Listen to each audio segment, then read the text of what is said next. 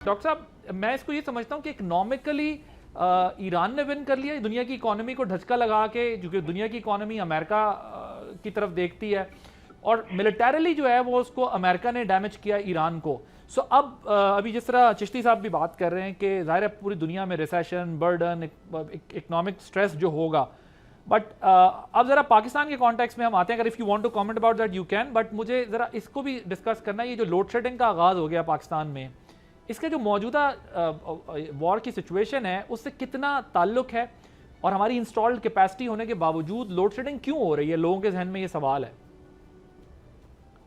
जी, मैं समझता हूँ पाकिस्तान के हवाले से ये बहुत ही इम्पोर्टेंट सवाल है। चिश्ती साहब की आवाज़ मेरे तक नहीं पहुंच रही थी, मुझे पता नहीं कि उनके क्या कमेंट्स थे। पावर डिवीजन की बात कर लें। देखिए, मैं समझता हूँ कि जितनी भी वफाकी हुकूमत की डिविजन्स हैं, उनमें से जो पावर डिवीजन है वो सबसे खतरनाक तरीन डिवीजन। और ये मैं इसलिए कहता हूँ कि पावर डिवीजन के पास इस वक्त ये पावर है कि वो पाकिस्तान की पूरी मईशत को, आप समझिए कि शदीद मुसीबत में डाल सकती, वो पाकिस्तान की मईशत को बैंक्रप्सी की तरफ ले जा सकती है। और पिछले कोई 25 साल से जो जो ट्रेंड, जो ट्रेजेक्टरी हम देख रहे हैं, आप सोचिए कि सन 2006 में जो गर्दिशी कर्जा है वो कोई 111 अरब का था, 111 बिलियन। आज जो पावर सेक्टर के अंदर बिजली और गैस का गर्दिशी कर्जा है वो लगभग 5,000 अरब रुपए पे पहुंच गया। तो आप सोचिए, 600-700 अरब रुपया सालाना की बुनियाद पे नुकसान करते हैं। पिछले 20-25 साल से कोई 15% कंपाउंडिंग रेट, हर साल 15% पे कंपाउंड होता है। और अगर इस तरह चलता रहा तो आप सोचिए अगले 3 साल में ये 8,000 अरब रुपए पे पहुंच जाए, और 8,000 अरब रुपए पे पाकिस्तान की पूरी मईशत जो है वो आप समझिए कि खतरे में पड़ जाती है। अब जो बात समझ में नहीं आती वो ये है कि इस वक्त पाकिस्तान के पास 45,000 मेगावाट की इंस्टॉल्ड कैपेसिटी है, और जो समर की पीक है वो कोई 20-25-26,000 से ऊपर नहीं जाती। हमारे पास कैपेसिटी इतनी ज्यादा है, लेकिन पावर डिवीजन आगे हमें कहती है कि हम लोड शेडिंग करेंगे। तो रियली समझ से बाहर की बात है कि अगर आपके पास इतनी सारी बिजली अवेलेबल है, सरप्लस अवेलेबल है, तो फिर आप लोड शेडिंग की तरफ क्यों जा रहे हैं? तो वहां बताया ये जाता है कि शायद फ्यूल बहुत महंगा है। देखिए, एक हुकूमत दुकान चला रही है बिजली की, पूरे पाकिस्तान में जितनी बिजली पैदा होती है वो पहले हुकूमत खरीदती है, और फिर वही बिजली खरीदी हुई है वो बेचती है, और इस खरीदो फरोख्त में कोई 600-700 अरब का नुकसान कर देती है।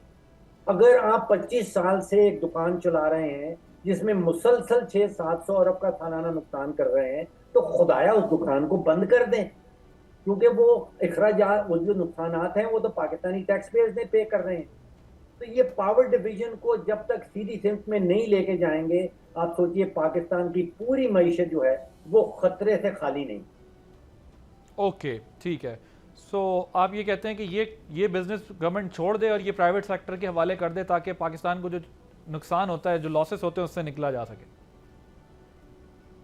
जी बिल्कुल, अगर आपसे दुकान नहीं चल रही, अगर आपने 700 अरब का नुकसान करना है, अगर आपने पिछले 20-25 साल में 5,000 अरब रुपए का नुकसान कर दिया है, तो खुदाया आप हुक्मरानी करें।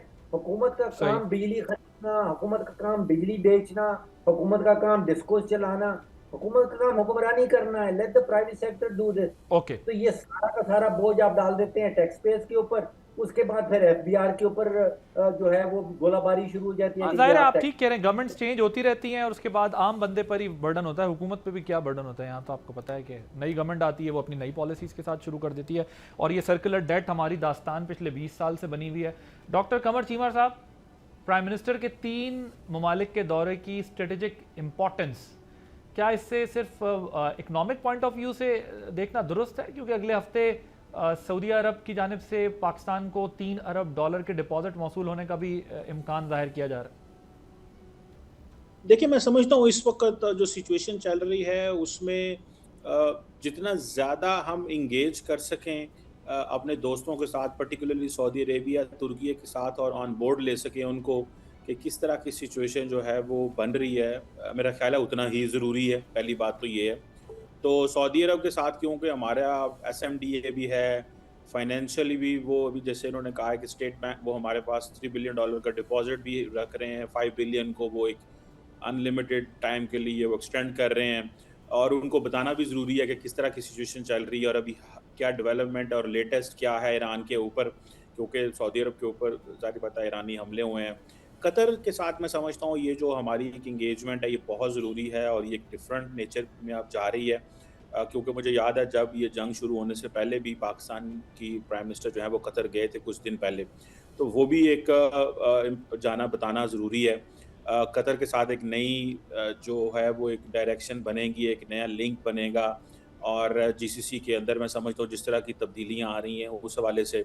और तुर्की तो वैसे प्राइम मिनिस्टर अंतालिया फोरम जा रहे हैं वहाँ पे, और वो मेरे ख्याल ऑलरेडी उन्होंने कमिट किया हुआ था, तो इसकी रेलिवेंस इसलिए बढ़ गई क्योंकि ये जो डिप्लोमेटिक एफर्ट्स यहाँ पे हुई हैं इस वजह से भी बढ़ रही है, और पाकिस्तान के अपने पर्सनल बायलैटरल ताल्लुकात भी इन मुल्कों से अच्छे हैं, तो मेरा ख्याल है अपडेट। चीमा साहब मुझे ये बताइए, ये जो कतर का दौरा है 2-3 दिन में फाइनलाइज हुआ है, अभी लास्ट 2-3 डेज में ये डेवलपमेंट हुई है, क्या आपको लगता है कि वो भी हमारे किसी डिफेंस पैक्ट का पार्ट बन सकते हैं?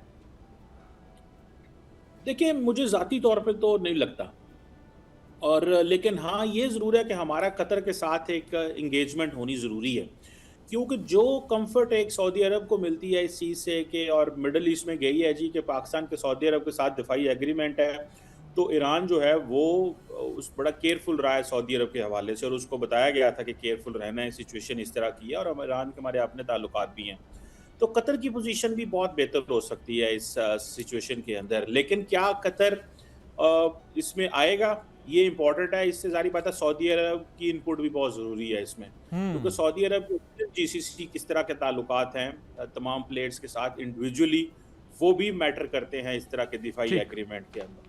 तो ये आप कह रहे हैं कि इस डिफेंस पैक्ट का ताल्लुक सिर्फ पाकिस्तान की कतर के साथ रिलेशनशिप से नहीं है, बल्कि सऊदीया का इनपुट भी बहुत इंपॉर्टेंट है। सब्सक्राइब करें और बेल दबाएं ताकि कोई खबर रह न जाए।